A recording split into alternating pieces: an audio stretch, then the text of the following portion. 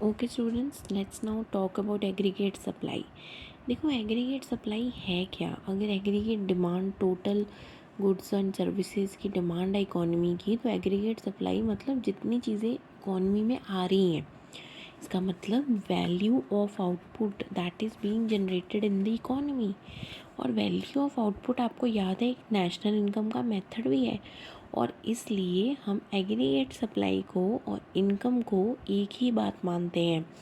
Aggregate supply को in other words हम Y के साथ भी डिनोट करते हैं या नेशनल इनकम कहते हैं, ठीक है। इसीलिए अगर एग्रीगेट सप्लाई वाई की इक्वल है तो इसके दो कंपोनेंट्स होते हैं। इनकम को या तो बेटा आप कंज्यूम करते हो या इसको सेव करते हो। मेरे कहने का मतलब कि अगर आपके पास 100 रुपीज़ हैं तो या तो उस 100 में से 80 रुपीज़ कंज्यूम करके 20 सेव करोगे या वाइस वर्सा, ठीक है। तो यहाँ पर अब मैं आपसे ये बताना चाहूँगी कि कंजम्पशन कर्व आप ऑलरेडी समझ चुके हो। अब आपने समझना है सेविंग कर्व क्या होता है और ये कैसे बनता है। ध्यान से देखना, जो सेविंग्स होती हैं वो भी इनकम का ही फंक्शन होती हैं। क्यों?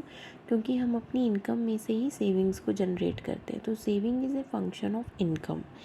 इनकम 0 100 जैसे जैसे इनकम बढ़ती है, सेविंग्स को क्या होता है, तो जब इनकम इंसान की ज़ीरो होती है, तो मैंने आपको बताया था ऐसे केस में कंजम्पशन तो कुछ होती ही होती है।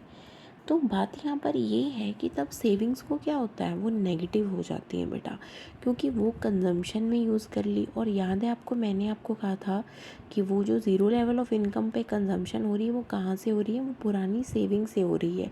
इसका मतलब जो ज़ीरो लेवल ऑफ इनकम है उस पर हमारी पुरानी सेविंग्स नेगेटिव हो जाती हैं। फिर जैसे ही इनकम बढ़ती है तो हमारी सेविंग ज़ीरो होती हैं। क्यों? क्योंकि हमने पुरानी सेविंग्स भी ऑलरेडी खर्ची होती हैं और इसलिए हमारे पास अभी करंट में कोई सेविंग नहीं होती। हाँ, पर धीरे धीरे जब इनकम बढ़ती है वैसे वैसे आपकी सेविंग्स भी बढ़नी शुरू हो जाती हैं, ठीक है। तो याद रखना कि ज़ीरो लेवल ऑफ इनकम पे सेविंग्स नेगेटिव होती हैं और इसको हम डिस सेविंग्स बोलते हैं। अगर मैथमेटिकली लिखना हो तो हम लिखते हैं कि savings is equal to negative autonomous consumption. Why? Because autonomous consumption अगर 60 था तो नेगेटिव में ये सेविंग्स हो जाएंगी, प्लस 1 माइनस बी वाई। तो 1 का मतलब तो पहले आप समझ लो, जहाँ पर भी ये चैप्टर में 1 आएगा तो उसको अज्यूम करना कि वो क्या बात कर रहे हैं, इनकम। इनकम में से जब आप बी क्या था, एमपीसी, जब इनकम में से आप बेटा कंजम्पशन माइनस कर दोगे तो मार्जिनल प्रोपेंसिटी टू सेव आपके पास आ जाएगी, ठीक है।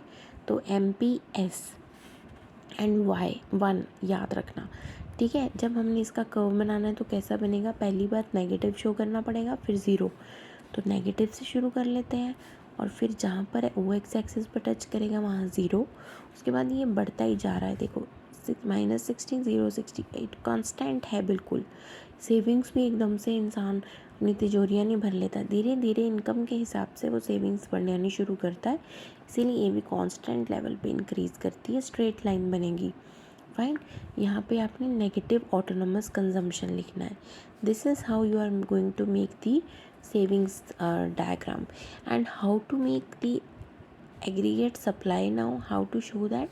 तो यहाँ पे अगर आपकी इनकम है, ये कंजम्पशन है और ये सेविंग्स है आपकी, जो कि आप इनकम और इसमें से माइनस करके भी निकाल सकते हो आराम से। तो ए एस क्या है, सी प्लस एस, अभी आपको मैंने बताया था, ठीक है। क्योंकि ए एस वाई के इक्वल होता है और वाई को या तो कंज्यूम करते हो या सेव करते हो। जब आपने इसको निकाला तो आपको पता लगा एक एनालिसिस कि ए एस और वाई दोनों बिल्कुल सेम आ रहे हैं, और यहाँ से भी प्रूव होता है कि ए एस और इनकम दोनों एक जैसे होते हैं। फाइन, दूसरे वीडियो में मैं आपको ये बताने वाली हूँ कि ए एस का कोई कर्व बनाना है तो कैसे कंस्ट्रक्ट करना है।